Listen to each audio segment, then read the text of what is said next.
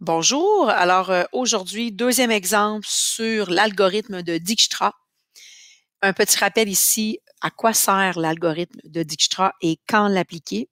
Alors, en fait, quand on cherche la chaîne la plus courte dans une question, donc je veux partir d'un sommet et je veux m'en aller à un autre sommet, vraiment le plus rapidement possible, on va avoir besoin de l'algorithme de Dijkstra pour être capable de répondre à cette question de manière efficace.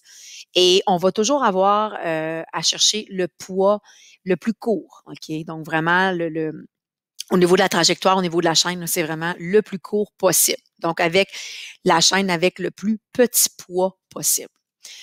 Si c'est pas fait, on a déjà, je vous invite à aller voir l'exemple ici, la capsule qui traite de l'exemple ici sur le quartier d'Alain.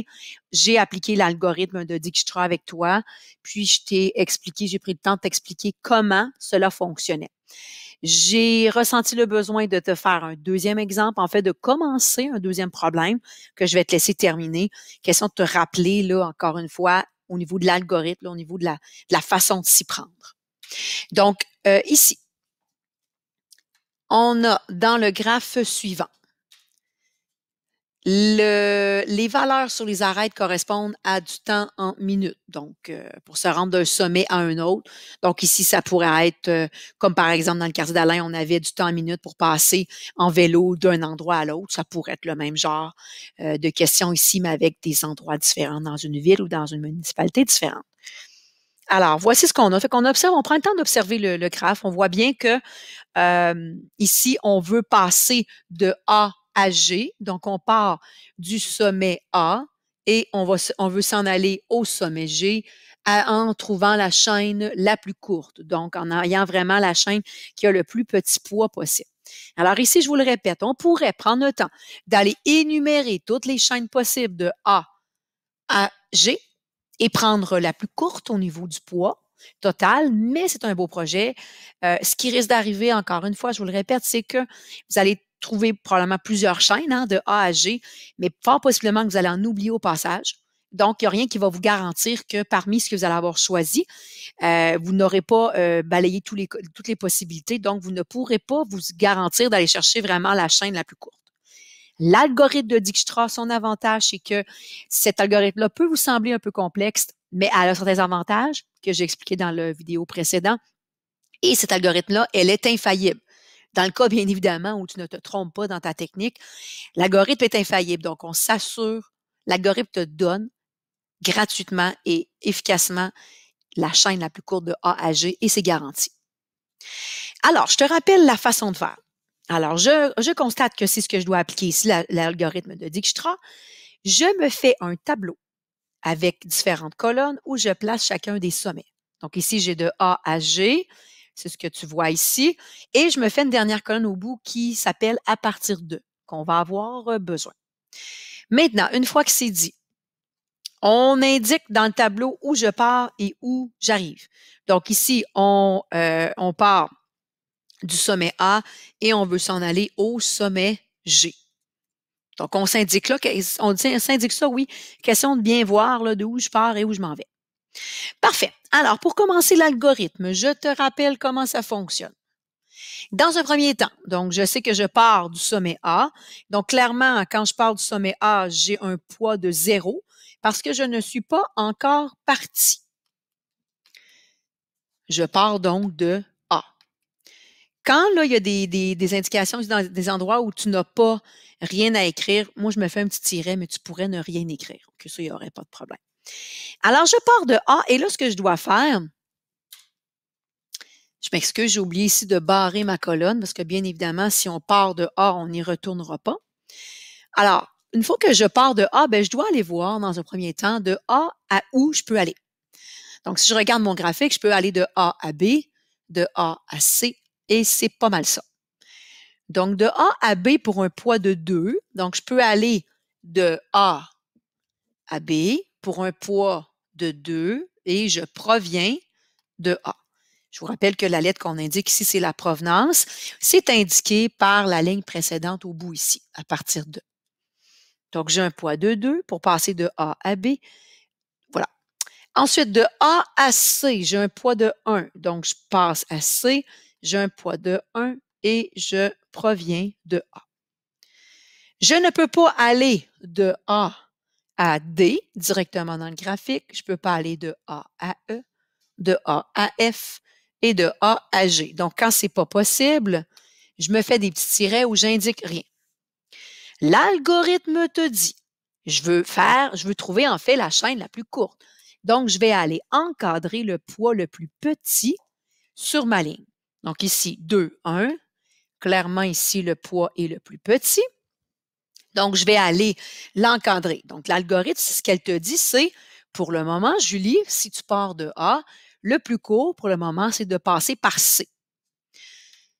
Une fois que j'ai choisi, j'ai déterminé une valeur, je barre ma colonne, je ne passerai plus par là. OK, donc, je barre ma colonne. Et là, donc, je vais repartir. Ici, j'ai encadré dans la colonne C. Donc, je vais repartir de C. Et je recommence mon algorithme. Si je pars de C, où je peux aller? Est-ce que je peux aller de C à B? Donc, de C à B, je peux y aller avec un poids de 2. Mais là, attention, de C à B, c'est un poids de 2, mais j'ai déjà avancé de 1. Donc, 2 plus 1, 3. Et je proviens de C. Donc, je vous rappelle, le 3, il sort d'où? Donc, je prends le poids de mon arête.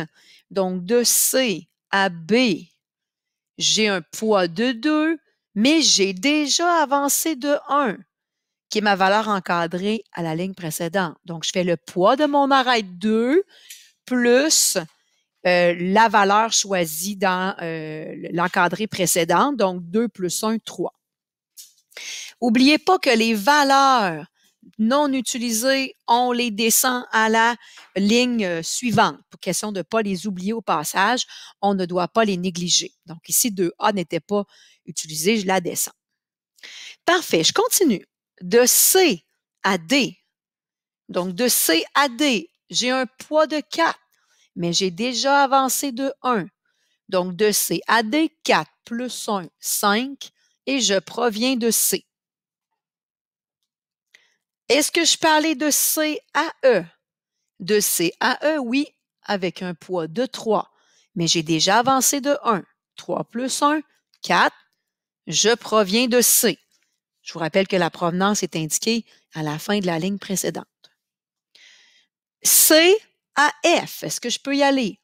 De C à F, un poids de 5 plus 1, 6, provenance de C.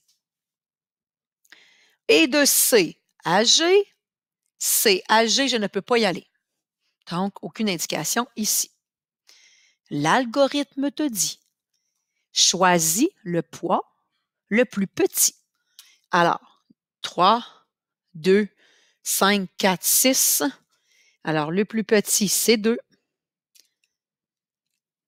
Je ne repasserai pas par ce sommet-là. Alors, je barre ma colonne.